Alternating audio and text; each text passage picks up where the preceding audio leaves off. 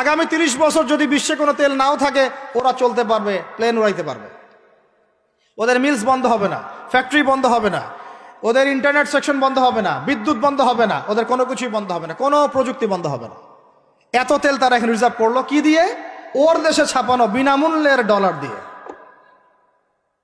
এবং সেই ডলারটা আমরা নিলাম, নিয়ে আমরা মাশাআল্লাহ অট্টালিকা নির্মাণ করলাম, আর মনে করলাম যে মাশাআল্লাহ আমি তো খুব ধনী হয়ে গেলাম, সমৃদ্ধি অর্জন করলাম।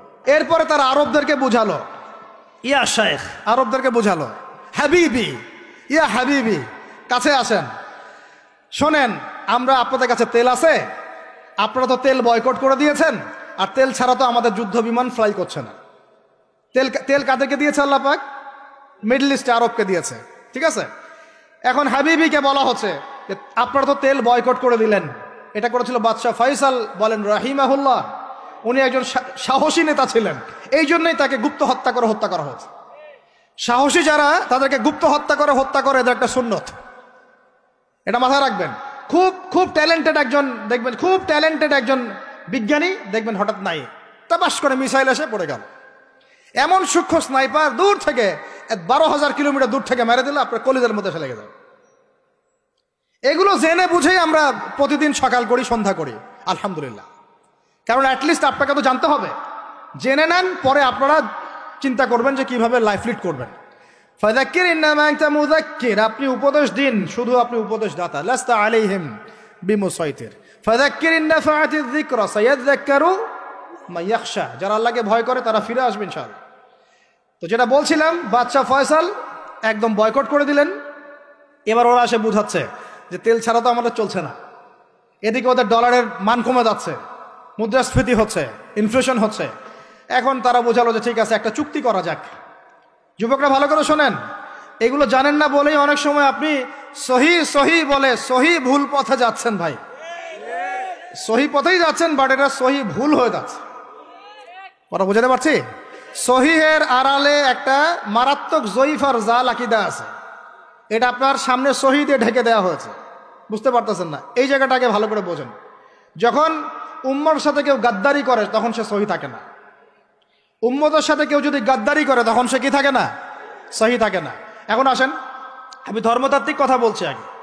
এখানে বাদশাহ ফয়সাল তাকে কনভিন্স করা হলো, ঠিক আছে আমরা তেল কিনবো, আপনাদের কাছ থেকে কিনবো, আপনাদের গলফ কান্ট্রি যেগুলো আছে এদের কাছ থেকে কিনবো, তবে একটা শর্ত, আপনারা তেল বিক্রি করবেন শুধু মার্কিন ডলারে, অন্য কোনো কারেন্সিতে তেল বিক্রি করতে পারবেন না।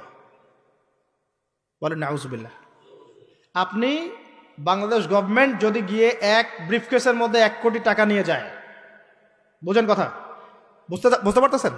1 কোটি টাকা আমাদের টাকা নিয়ে গিয়ে যদি বলে শেখ হাবিবি আমাকে তেল দাও, ওরা বলবে তেল দিতে পারবো না, খালাস, কুল্লু খালাস, এখান থেকে বের হও।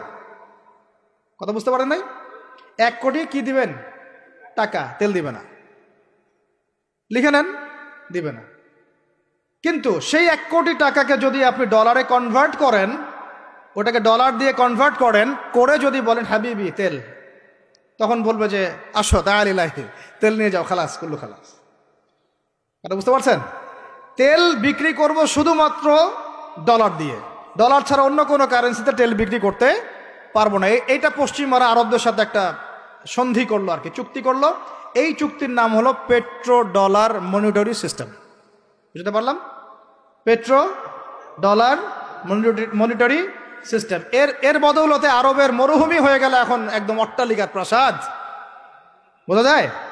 মরুভূমিগুলো হয়ে গেল কি অট্টালিকার প্রাসাদ, আর বাকি পুরো মুসলিম উম্মার উপর দেখেন কি দুরবস্থা নেমে আসছে। শুধু তাই না, ওই ডলার হলো একদম লিডার, কারেন্সির লিডার। এখন ওই ডলার তেলের মান নির্ধারণ করবে, আপনি টাকা দিয়ে করতে পারবেন। সারা বিশ্বের সবচেয়ে বড় অর্থনৈতিক জুলুম হচ্ছে এই পেট্রো ডলার মনিটরি সিস্টেম। এর চেয়ে বড় কোনো জুলুম হয়নি অর্থনৈতিক জীবনে।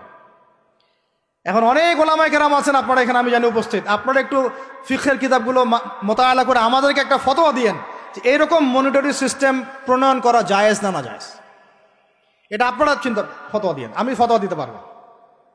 আমি অর্থনৈতিক ভাষায় বলতেছি যে এই মনিটরি সিস্টেমটা পুরো বিশ্ব জুলুম নিয়ে আসছে।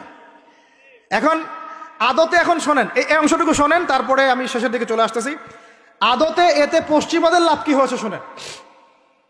আমার কাছে এই যে ডলার, এটা আমি ছাপাই আমার দেশে, আমার কারখানায়।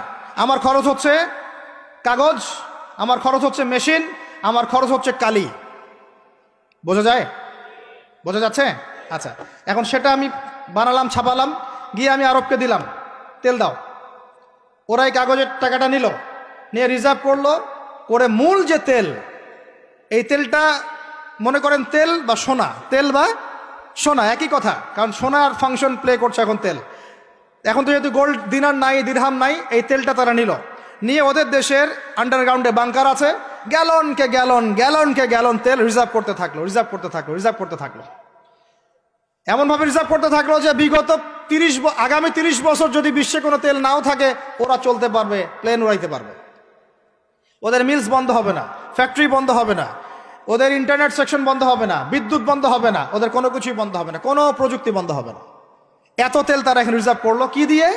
ওর দেশে ছাপানো বিনামূল্যের ডলার দিয়ে। এবং সেই ডলারটা আমরা নিয়ে আমরা মাশাআল্লাহ অট্টালিকা নির্মাণ করলাম, আর মনে করলাম যে মাশাআল্লাহ আমি তো খুব ধনী হয়ে গেলাম, সমৃদ্ধি অর্জন করলাম।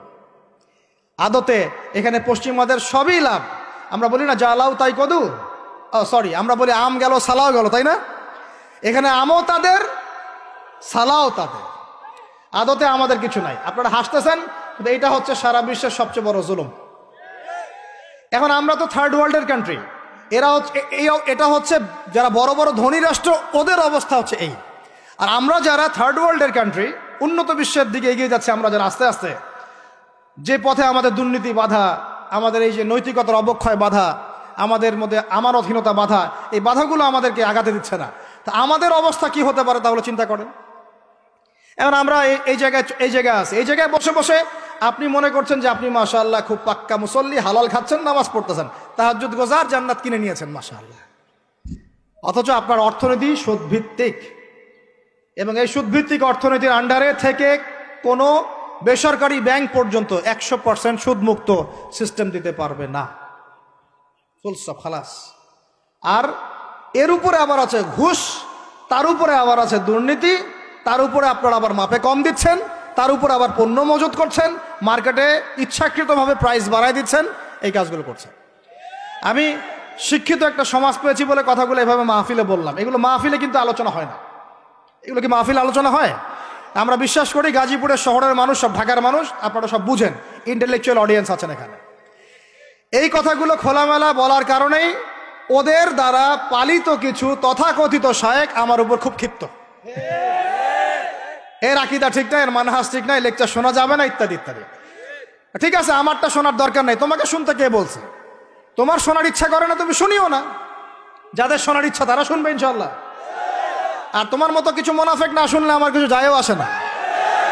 ইনশাল্লাহ মুমিনরা যারা, তারা শুনবে, বুঝবে, ইনশাল্লাহ ওরাই প্রজন্ম করবে ইনশাল্লাহ। আর আমাদের ভুল হতে পারে, ভুল হলে সেটা ওলামায়ে কেরাম সংশোধন করবেন। ওলামায়ে কেরাম যদি আমাদেরকে বলেন এটা ভুল হয়েছে, অবশ্যই মাথা পেতে নেব ইনশাআল্লাহ। আমরা আলেম ওলামার বাইরে নই, ওলামায়ে মুহাক্কিকের বাইরে নই। তাহলে আপনাকে কি আমি ভিতরে চোখ দিয়ে পুরো বিশ্বের রাজনীতি বোঝাতে পেরেছি? পুরো বিশ্বের অর্থনীতি বোঝাতে পেরেছি?